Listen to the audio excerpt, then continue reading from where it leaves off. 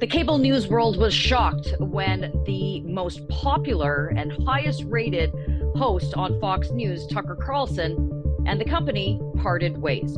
Hello, I'm Adrienne Batra. With me are Warren Kinsella and Brian Lilley. Now, Warren, when I say that the world was rocked, it wasn't just Tucker Carlson from Fox News that parted ways with the company.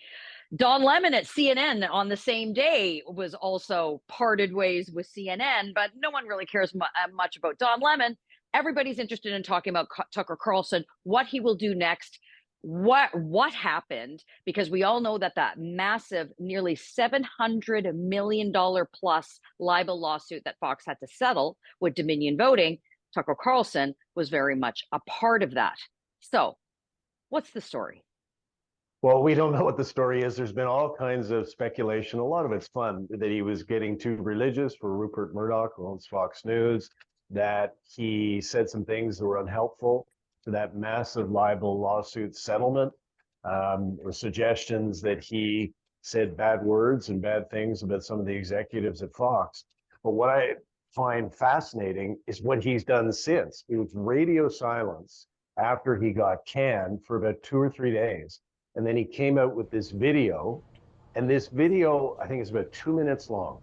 And he just says good night as an introduction, and he does straight on camera. We've got to show a clip from it. It is fascinating. And I'm no Tucker Carlson fan, as you guys know. Like, he sounded to me like a presidential candidate.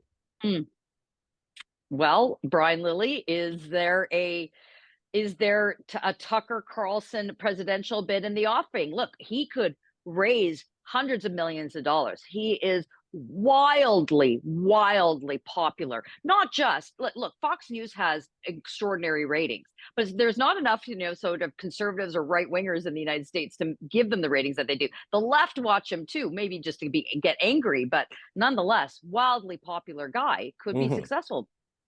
He could mount a successful campaign. He's someone who knows how to use the media better than anybody else that's in the field right now, better than Joe Biden, better than Kamala Harris, better than anyone the Democrats will put up. He knows how to use the media better than Donald Trump, even, who showed in 2016 what a master he was at getting free publicity on a constant and ongoing basis. And Trump still does that.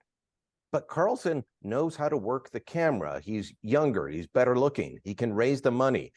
He's someone who will appeal to Trump's base. But in that video that Warren talked about, he sounded like a disaffected part of Trump's base. He talked about neither party's telling you the truth, and you can't get the truth. And so if he's going to run, is he going to run as an independent candidate? Is he going to run as a reform candidate? He's also against, he's anti-war and he's anti-big pharma. So maybe he's going to team up with RFK Jr. and do a run, because he's out there as well. At times they're sounding alike. And I thought, hey, maybe they'll be going out there together, and an all-star tag team. If we go back to wrestling days. I don't think Warren agrees with you. Ain't gonna happen. Ain't gonna happen. From my punk rock days, I remember when the Sex Pistols broke up. When it got Sid Vicious and Johnny Rotten, you can't have two lead singers in your band. You're gonna break up. So that's not gonna happen. But I agree with what Brian said. If you listen carefully to what Carlson said in that short video, he sounded more moderate and measured to me. As somebody who, full disclosure, has worked for Biden and Clinton, he sounded more moderate than he's sounded in years. So the big question is, can he take that 3 million people that he got every single night? Like his last night, last Friday, he got an audience of 3 million. By Wednesday on Fox, the same time slot has dropped to half of that. This guy has got massive appeal. He was the biggest name in TV, whether you like him or not. The big question is, can he bring it over to the political side? Well, I think he can, because a guy named Donald Trump did the same thing in 2016. Yeah, it's never good to count anybody out. And it's often more what they don't say, Brian, than what they do say, in terms of trying to parse through exactly what it is that you think that the next steps are. Look, I don't think that he's going to run for president. I think he's got this, unfortunately, Fox has got him for 18 more months. But that said, I mean, he can still campaign. He just can't, go get another, paid gig that's on cable news. Not that there would be. I mean, can you imagine MSNBC putting on But Tucker Carlson? he's been I mean, that fired would by shoot up their MS. ratings.